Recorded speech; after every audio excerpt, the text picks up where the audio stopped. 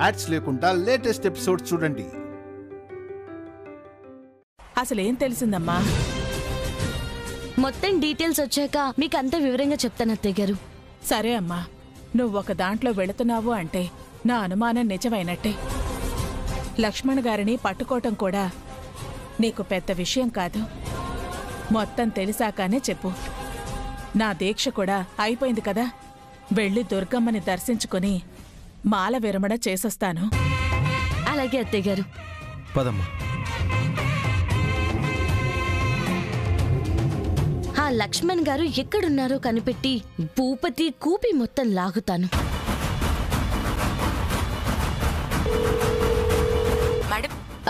శ్వేత, లక్ష్మణ్ గారని ఒక famous retired lawyer గారు విజయవాడలోనే ఉంటున్నారు. వారి అడ్రస్ నాకు వెంటనే కావాలి. Okay madam.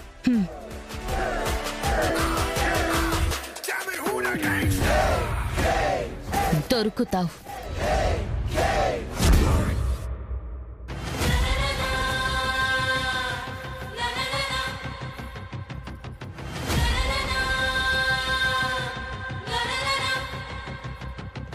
వచ్చారా? సుష్మిత ఎదురా తీసుకొచ్చే వాళ్ళం మేడం. ఈ లోపు రామారావు అంట ఒకడు వచ్చాడు మేడం. రామారావా? అవును మేడం.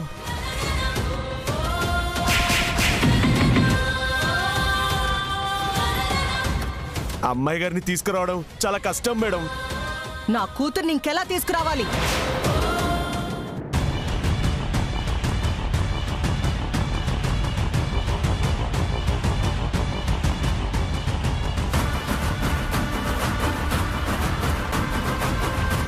శృతి, ఏమత్తయ్యా, తింటావా?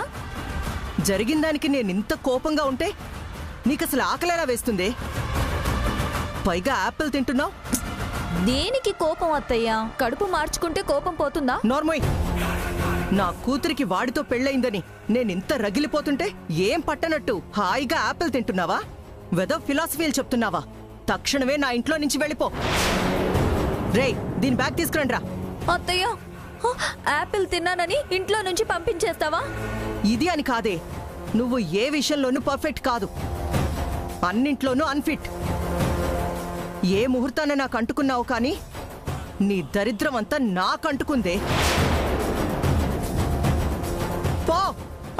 ఆవేశపడకత్తయ్యా, నేనెక్కడికని వెళ్ళను. ఎక్కడికన్నా ఊరేగు. ఎన్ని రోజులు నా ఇంట్లో తిష్ట వేస్తావు? అలా అనకత్తయ్యా, నాకిక్కడ ఇంకెవరున్నారత్తయ్యా?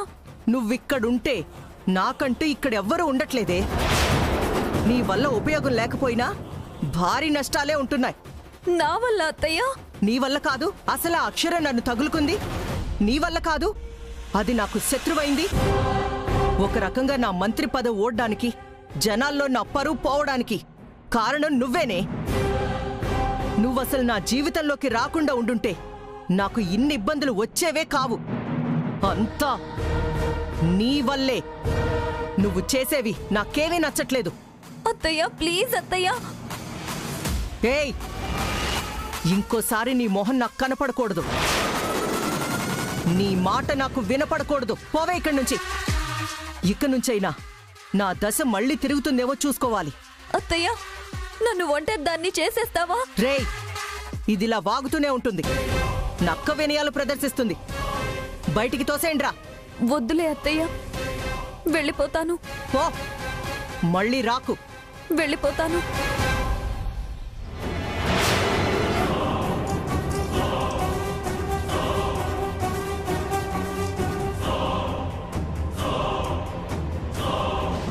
నాకేం అర్థం కావడం లేదు.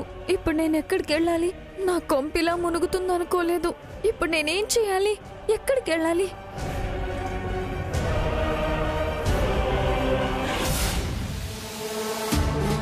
ఏమైనా తెలిసిందా శ్వేత? మీరు చెప్పిన డీటెయిల్స్ తో ఆధార్ కార్డ్ ఎంక్వైరీ చేస్తున్నాను మేడం. 3 లక్ష్మణ్లు ఉన్నారని తెలిసింది. ముగ్గురా? వాళ్ళ ఏజ్ ఎంత? ఇద్దరికి 40+ ఉంది మేడం, ఇంకొకరికి 35 ఉంది మేడం. లేదు శ్వేత, ఇంకా వారికి ఎక్కువ వయసే ఉంటుంది. ఇంకా చూడండి, ఫాస్ట్. Okay madam. ఈ రోజు లక్ష్మణ్ గారి ఆచూకీ తెలియాలి, ఆ భూపతి విషయం తేలాలి. ఇదేంటయ్యా, అక్షర ఇంటికి తీసుకొచ్చావు? మైండ్ ఏమైనా పోయిందా మీ అమ్మతోడు? మైండ్లో అదే రన్ అవుతుంది. అవునులే గాని ఇక్కడికి తీసుకొచ్చి మాత్రం ఏమవుతుందనో. ఓసే, నా గురించి ఏదో తెలుసుకోవడానికి వచ్చింది. ఊరికే ఉంటదా? అదేదో ముందే మనం తెలుసుకోకపోతే రోడ్డున పడతాం. ఏ తలనొప్పి లేకుండా ప్రశాంతంగా ఎప్పుడైనా ఇంట్లో పడి చచ్చావా? నువ్విప్పుడు కొత్తగా రోడ్డున పడ.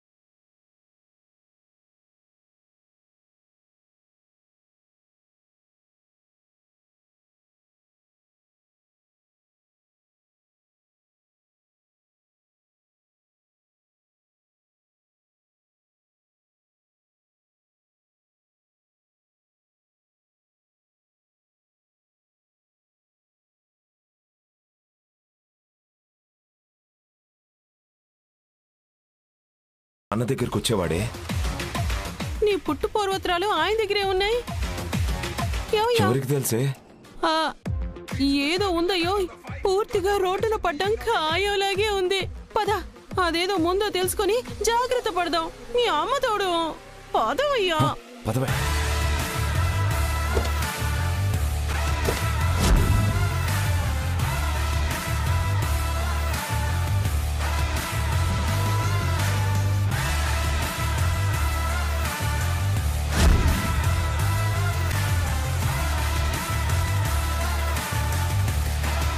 తొందరగా పోనివయ్యా, అక్షరం వెళ్ళిపోతుంది.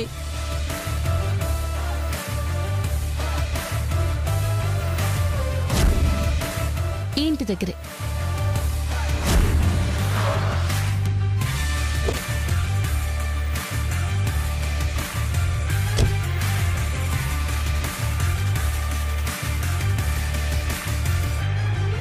లక్ష్మణ్ గారు లోపలికి రండి. లోపలికి వెళ్ళిందయ్యో, ఏం చెప్తాడో? తడొచ్చేస్తుంది ఈ అమ్మ తోడు. అమ్మో, ఇక్కడ ఉంటే ఏం చెప్తాడో కూడా తెలియదు కదే. వచ్చింది నువ్వు గుండె పట్టుకోవడానిక. పద.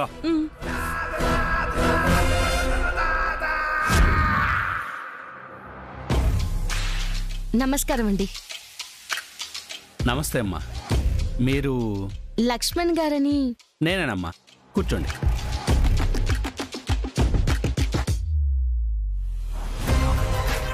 మీకు సమ్మేట దేవరాజ్ గారు తెలుసా అండి? పార్వతీపురం దేవరాజ్ గారేనా? అవును సార్. నాకెందుకు తెలియదమ్మా, మచ్చలేని మంచి మనిషి. అవును, వారెప్పుడో కాలం చేశారు కదా, మీరు వారి గురించి అడుగుతున్నారు. మీరు వారికి ఏమవుతారు? వారి కూతురు బుజ్జమ్మ గారు ఉన్నారు కదండి, వారి కోడల్ని.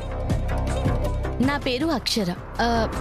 ఇక్కడ విజయవాడ కలెక్టర్గా ఉన్నాను. అవునా, సంతోషమమ్మా. ఇంట్లో ఎవరు లేరమ్మా, గుడికెళ్ళారు. వాటర్ ఏమన్నా?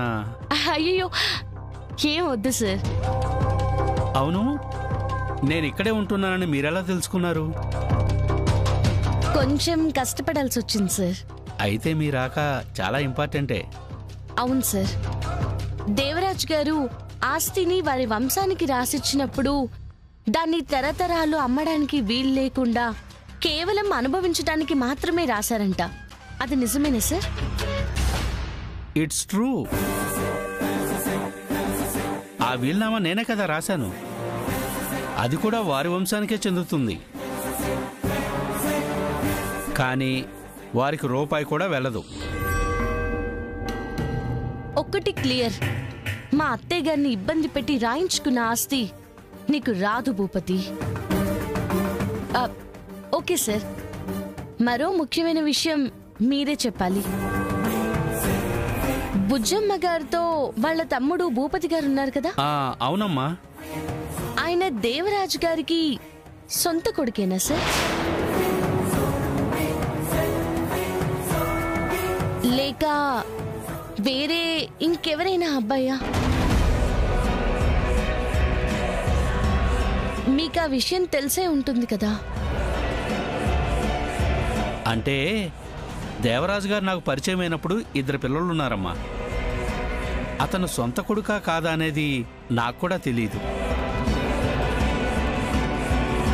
వారు కూడా నాతో ఆ విషయాలు ఎప్పుడూ చర్చించలేదు.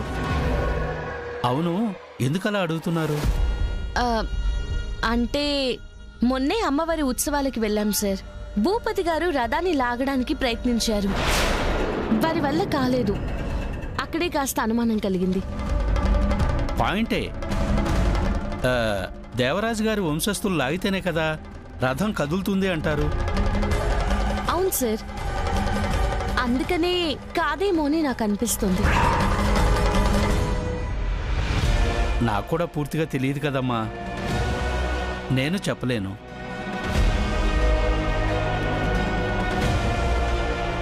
అయిపోయింది, ఇక నువ్వు వెళ్ళొచ్చు. సార్, వరదరాజులు గారని వారికి మరో సన్నిహితులు ఉండేవారంట కదా? ఎగ్జాక్ట్లీ. వారు దేవరాజు గారికి బాగా క్లోజు. ఆయనకి ఆయన గురించి మొత్తం తెలిసే అవకాశం ఉంది. వారు ఎక్కడుంటారు సార్? నాకు తెలియదమ్మా. వయసు అయిపోయింది కదా, ఇంటి పట్టునే ఉంటున్నాను. ఎవరెక్కడుంటున్నారనేది ఏమీ తెలియట్లేదు. నన్నే పట్టుకోగలిగారంటే ఆయన కూడా మీకు దొరకకుండా పోరు.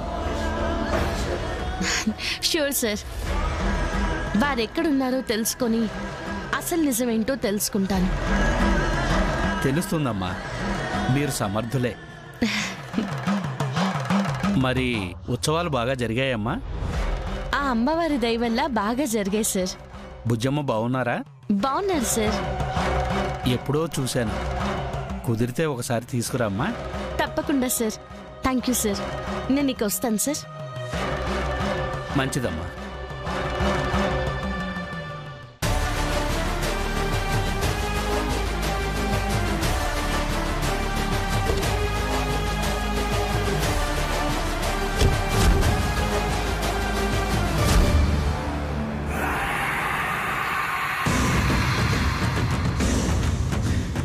అమ్మో అమ్మో అమ్మో, నువ్వు సొంత కొడుకు కాకపోతే రాయించుకున్న ఆస్తి మొత్తం ఇచ్చేయాలా అయ్యా? కాళ్ళు చెయ్యి ఆడట్లేదు. ఇదెక్కడ పెంటంట? ఒకటి వదిలిందంటే ఇంకొకటి తగులుకుంటుంది. ఆ వరదరాజులు గనక నువ్వు సొంత కొడుకు కాదని చెప్పాడు, ఇక మనం రోడ్డు మీద పడి ఉడుక్కు తిండవే మీ అమ్మ తోడు. జాను, నువ్వు భయపడి నన్ను భయపెట్టకే. ఏమైనా చెప్పడానికి అసలు ఆ వరదరాజుల్ని అక్షర కనిపెట్టాలి కదే.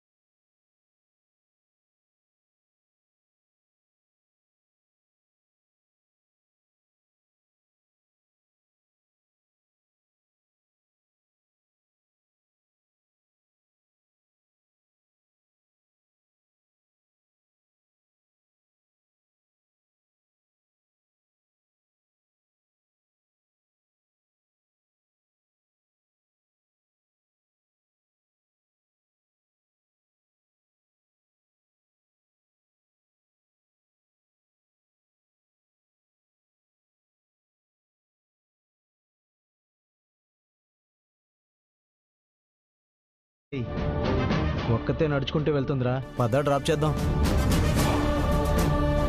Hi madam. ఎంత దూరం నడుస్తారు? రండి డ్రాప్ చేస్తాం. రేయ్, నేనెవరో తెలుసా? తెలుసుకుంటాం రా. ఎక్కువ చేయొద్దు, మర్యాదగా ఇక్కడ నుంచి పోండి. నిన్ను తీసుకునే వెళ్ళేది. రేయ్, మర్యాదగా చెప్తున్నా, ఇక్కడ నుంచి వెళ్ళిపోండి. మేము మర్యాదలే చేస్తాం, వాకుండా రా. పదా. రేయ్, చంపేస్తా చెప్తున్నా. రే, దీని నోరు నొక్కి కారులో పడేరా, పని అయిపోయాక బయట పడేద్దాం. వదలండి నన్ను, వదలండి.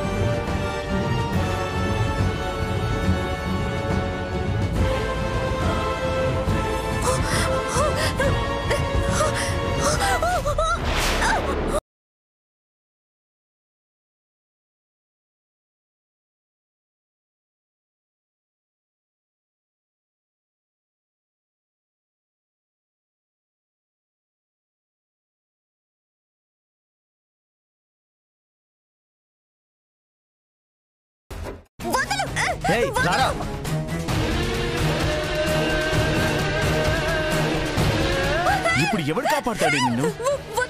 రారా.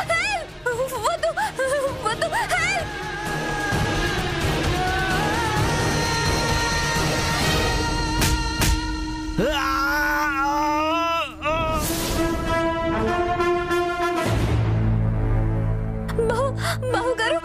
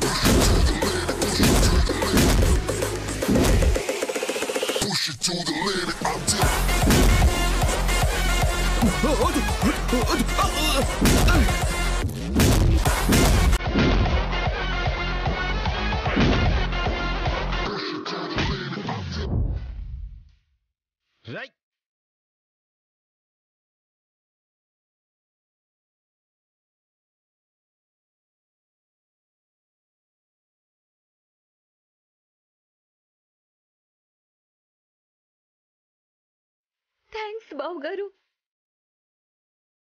కాపాడారు. నీ దండాలు థ్యాంక్స్లు నాకేం అక్కర్లేదు. నీ మీద అభిమానంతోనో ఇంకొకటితోనో కాపాడలేదు. ఒక ఆడపిల్ల కష్టాల్లో ఉందని కాపాడాను. నీలా మానవత్వం లేని మనుషులు ఇలాగే ఉంటారు. నీ వల్ల ఎంతమంది బాధపడుంటారో తెలుసుకో.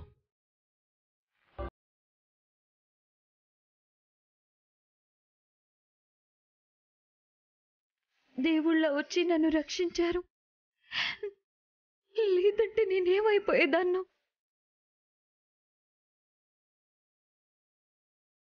ఇంక నేను మా ఆయన దగ్గరికే వెళ్ళాలి. వెళ్తాను.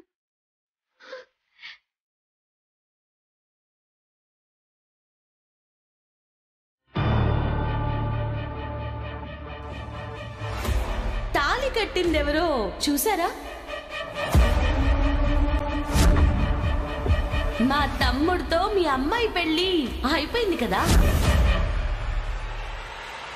ఇంకా ఆశీర్వదించకపోతే మీ రాజకీయ భవిష్యత్తుకే ఎసరు కావచ్చు. నేనొక మాట అన్నాను అంటే తల తెగినా సరే నా మాట నెగ్గించుకుంటాను. మేడం, మీరేం తినట్లేదు, కనీసం టిఫిన్ అయినా చేయండి మేడం.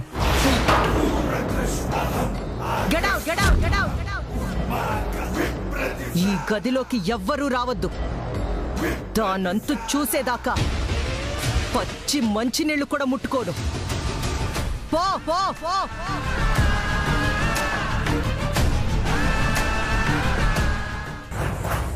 అక్షరా, నీ వినాశనం చూడందే నిద్రపోను.